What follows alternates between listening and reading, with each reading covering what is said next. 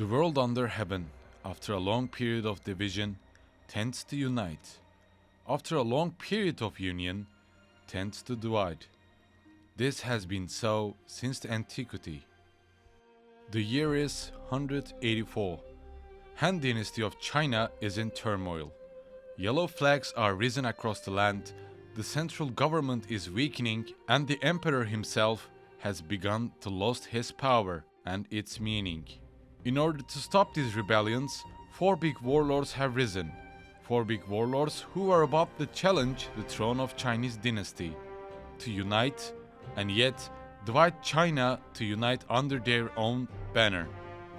I'm Arcade Naut here, and right after I finished the main and the side missions of Wolong, I wanted to talk about the actual historical events of Wolong and make it more easier to understand for you folks out there.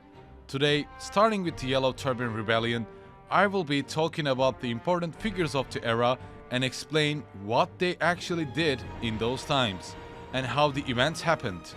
Also, I will try my best to pronounce the Chinese names as best as I can. First, let's take a look at what Wolong means. Wolong basically means the crouching dragon, and this term was used for a man named Zhu Liang. He's recorded as the Marquis of Wu, but not only that, he is also recognized as the most accomplished strategist of Three Kingdoms period. Some even compare him with Sun Tzu. As being the officer and the military advisor of Liu Bei, the term Wolong is never used within the game. We can only see the term Crouching Dragon during the travel menu, while we select the battlefield. With that, I think it's logical to assume that the blind kid from the first mission is Wolong himself. And I think it's even more logical when the blind kid turns into the dragon when possessed by the villain of this story, the Black Taoist, whom I will be talking about later on. With the blind kid on our side, we find ourselves fighting against the members and the leaders of the Yellow Turban Rebellion, the event that changed China forever. One of the most important events of that period, and as well as the first main plot of Wolong, the Yellow Turban Rebellion. It is also known as the Peasant Revolt against the Eastern Han Dynasty, and also, just like in Wolong, it is also the opening chapter of the historical novel Romance of the Three Kingdoms. As we experienced in Wolong, it took years to suppress the rebellion, with Han Dynasty's victory of course. However, its results heavily weakened Han Dynasty's political balance, as the big warlords of Han Dynasty themselves rode the battle and suppressed the uprisings of Yellow Turban Rebellion themselves. These warlords were Han Dynasty's strongest leaders like Dong Zhou, Yuan Shao, Cao Cao, Liu Bei, and Jian. They become to rise to power, finding this as the best opportunity. These warlords that I mentioned were all really important figures of Han Dynasty. Yuan Shao was the leader of the coalition that would later on challenge Dong Zhou's tyranny. Cao Cao as the cavalry commandant, Dong Zhou the general of the household, Liu Bei as an officer of the Han Dynasty, and Jian a mayor of Han Dynasty's regions. Before digging deeper into the important figures of Wolong, these are the 5 important figures that you need to know in order to understand the events and the plot of Wolong. Let's start with the most gentle one of them all, Liu Bei and his sworn brother Guan Yu.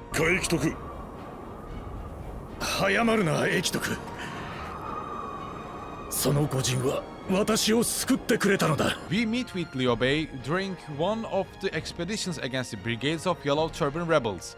And as I mentioned before, he was a warlord and also an officer of the late Eastern Han Dynasty. After the events of Wolong, together with his sworn brothers Guan Yu and Zheng Fei, he will found the state of Shu in the Three Kingdoms period and will become its first ruler. According to resources and the historical novel, he was also a distant relative of the Han imperial family. As being one of the biggest warlords to fight against the Yellow Turban Rebellion, he fought bravely in many battles and grew famous for his exploits, that will later on make him one of the most important figures of that period, alongside with Cao Cao and Sun Jian, as they will be the three leaders of the three kingdoms. However, before the Three Kingdoms period, China will face two different threats, beginning with the Mad Tyrant Dong Zhuo. These three leaders will participate in the coalition against the Mad Tyrant, who was using the child emperor as a puppet to become the emperor himself. Before digging deeper into the events of the Mad Tyrant and the coalition against Yuan Shao, I would like to talk about Guan Yu and the other leaders as well. Let's continue with the Chinese god of war himself, Guan Yu. The sworn brother and one of the mightiest warriors, Guan Yu, was first of all a military general serving under the warlord Liu Bei, along with his other sworn brother, Zhang Fei. Liu Bei, Guan Yu and Zhang Fei shared a brotherly relationship, and they fought in countless of battles together, as we see also in Wolong. Together with Liu Bu, Guan Yu can be considered as the finest and yet the deadliest warriors of that period. And on the other hand, Guan Yu played a significant role in the events leading up to the end of Han Dynasty and the establishment of Liu Bei's state of Shu during the Three Kingdoms period. While he is remembered for his loyalty towards Liu Bei, he is also known for repaying Cao Cao's kindness by slaying Yan Liang, a general under Cao Cao's rival Yuan Shao. We see all of these events in Wolong. At one point, even Zhang Fei himself thought that Guan Yu left the ranks of Liu Bei and defected to Cao Cao. 生きていたか。早々にくら替えしやがって。俺が兄貴を探してる間、てめえは。待て、駅徳。その兄者の居場所が分かったのだ。適当なこと抜かってんじゃねえぞ。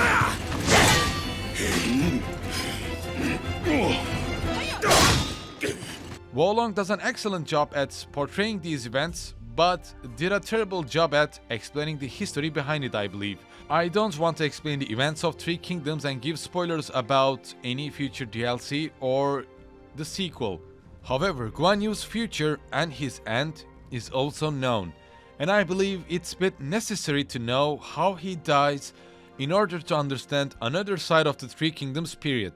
So, if you don't want to know about Guan Yu's death, you can as well as skip to Cao Cao's part. If you are ready, then let me continue about the future events of Wolong. かつて清流が天より舞い降り、人に囚われたという伝承があるらしい。 So in 219, approximately 15 to 17 years ahead of Wolong's events, while Guan Yu was fighting with Cao Cao's forces, Liu Bei's ally Sun Quan broke the Sun-Liu alliance. Sun Quan sent his men to conquer Liu Bei's territories, and by the time Guan Yu found out about the loss of several provinces, it was already too late. During his expeditions, he was captured by Sun Quan's forces and quickly executed, leaving Liu Bei defenseless. If you already finished Wolong, you might already expect Sun Quan's rise to power and how merciless he becomes after he loses his father Sun Jian and his brother Sun Ce. あやつを止めてくれ。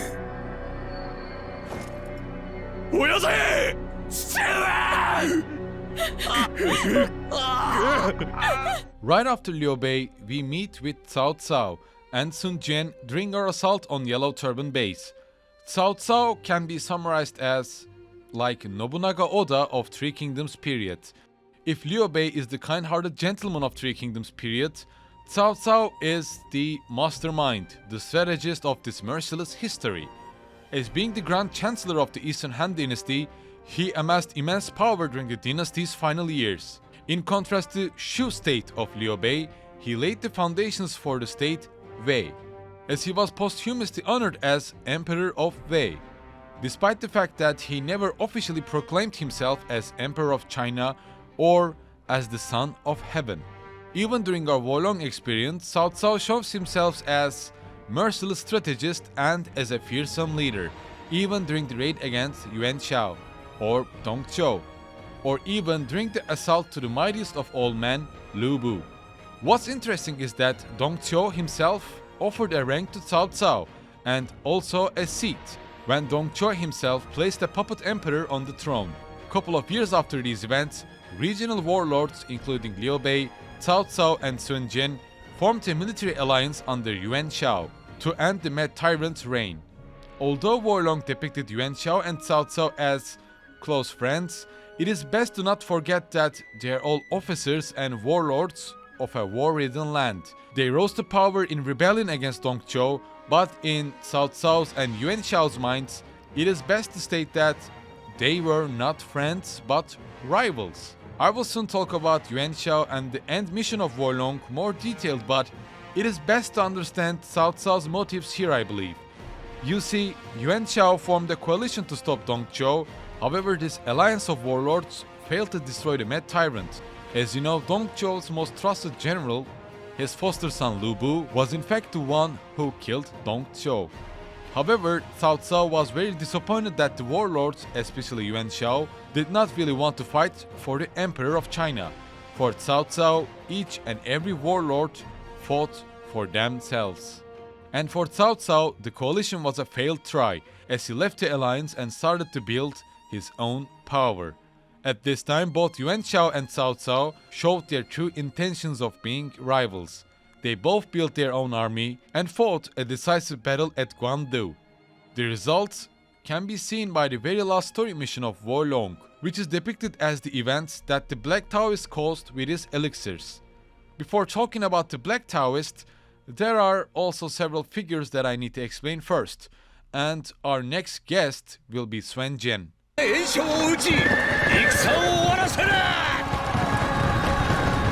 Sun Jian, as being father to Sun Ce and Sun Quan, it's been said that he was feared by Dongzhou, although he controlled neither many troops nor much land, but due to Sun Jian's personal bravery and resourcefulness. Although it's not proven, but as an interesting trivia, he is also argued to have been a descendant of Sun Tzu himself. So if we were to call Liu Bei as kind, Cao Cao as the mastermind, Sun Jian himself is the courageous one. This turned out to be just like the Triforce of the Legend of the Zelda series, right? Well, back to the Warlong and its actual history. In 191, Sun Jian was killed in battle during an offensive campaign. In Warlong, we see this depicted as Sun Jian trying to save the Cao, the wife of his first son Sun Ce. However, their own state Wu is not established by Sun Jian nor Sun Ce. It was Sun Quan who became the leader of Sun after losing his father and his brother. I believe Warlong did an excellent job at presenting the future of Sun Quan, as we can see him training his own men and preparing to what's about to come. And what's interesting is that maybe Sun Ce would have been a more pacifist than his brother Sun Quan, as he was planning to support Cao Cao with his war against Yuan Shao. However, just like in Warlong, he was assassinated before he even carried out his plans. And as I mentioned before, after the events of Warlong, Cao Cao with his state of Wei, Liu Bei with his state of Shu, and Sun Quan with his state of Wu will fight for the dominance of China. That will be later on known as Three Kingdoms period.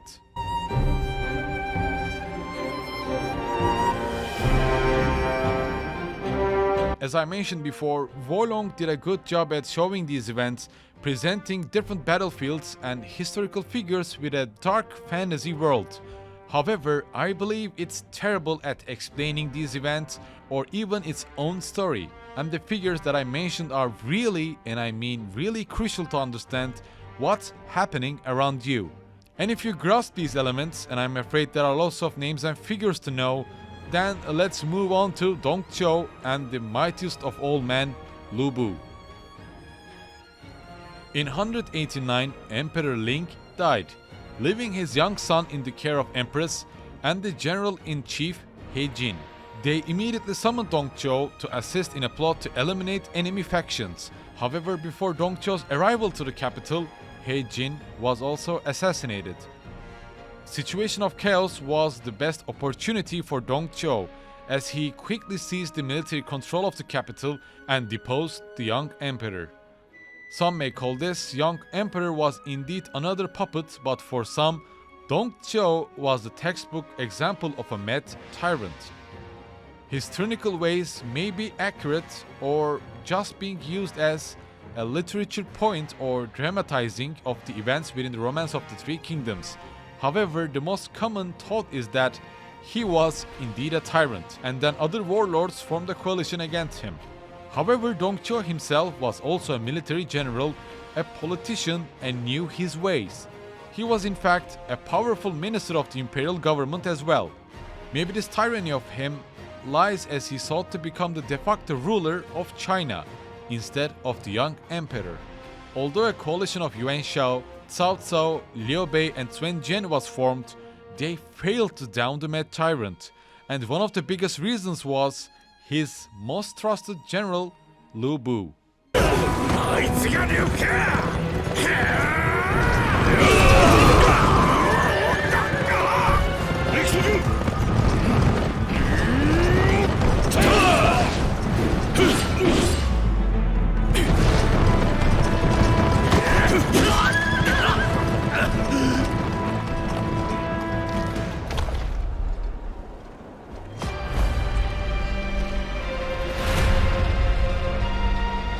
Liu Bei, as being one of the most important figures of that period and also for Wolong, is quite notorious, even among the popular culture.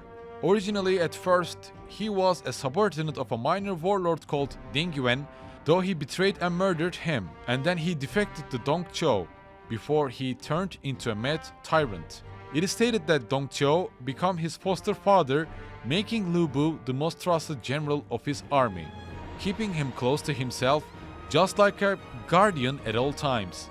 On the other hand, it stated that Dong Zhuo usually behaved rudely in front of other people, and because of his tyranny, he was also afraid of being assassinated, maybe just like He Jin, leading him to keep Liu Bei often by his side. According to some of the resources, due to Dong Zhuo's bad temper, Liu Bei grew unhappy of Dong Zhuo's rule and bore grudge against his own foster father. However, according to some of the other resources, Liu Bei was tasked with guarding Dong Zhuo's most precious concubine, Diao Chan. You see, Liu Bei being the guardian of Dong Zhuo and as well as being the most feared warrior of that period has some advantages. Long story short, Liu Bei and Diao Chan grew closer with each day, and Liu Bei was afraid of Dong Zhuo finding their secret affair. So he decided to shish kebab his own foster father. It's like two birds with one stone. China would lose their mad tyrant and Liu Bei becoming the general of his own army, alongside with the most beautiful concubine. And on the other hand, I think Wolong did a really good job portraying Diao Chan, Liu Bei and Dong Zhuo's relationship in his own way, and I don't want to explain that part in my video, so you will be surprised how Liu Bei's relationship with Diao Chan is depicted in Wolong. However, Dong Zhuo's own followers waged war against Liu Bei, seeking shelter under warlords such as Yuan Shao. After a while, he managed to capture a province from Cao Cao, but that meant a war against one of the biggest warlords of China. And I just mentioned that Cao Cao was the mastermind of that period, right? So it was a clash between brain versus brawl for Liu Bei. But that wasn't all. You see, Liu Bei is depicted as a disloyal warrior in most of times. Even though Liu Bei himself offered him a shelter from Cao Cao and the other threats, he also betrayed his new master once he found an opportunity. On the contrast, Liu Bei of Wolong is more like an anti-hero, let's say, having the alignment of chaotic good. He knew that this Black Taoist was distributing these mysterious elixirs, and he acted as evil, pretended to have elixirs for his own goals to earn the Black Taoist trust, to put an end to all wars. However, of course, he was also the aim of the Black Taoist, and his own fate was, at the end, ours to seal. 知った俺は無期討伐を決意した。相手は弾薬をばらまき、妖魔を操る狂乱の同志。生きては帰れぬ。俺を育んでくれた里の者、そしてたった一人の肉親は巻き込めない。里を飛び出した俺は忠誠を装って董卓のもとへ潜り込み、ウキスの動向を探った。仮面の奥に真意を隠して。弾薬をビウへ運ばせ諸侯に広まるのは防いだものの、ウキスの行方は一向につかめず、焦った俺は賭けに出た。弾薬を奪い使わずにいればウキスは姿を現すはず。策は当たった。だが俺の力は奴に一歩及ばなかった。 And last but not least, the main villain of Wolong, the Black Taoist, who is known as Yu Ji, also known as Ganji by other resources.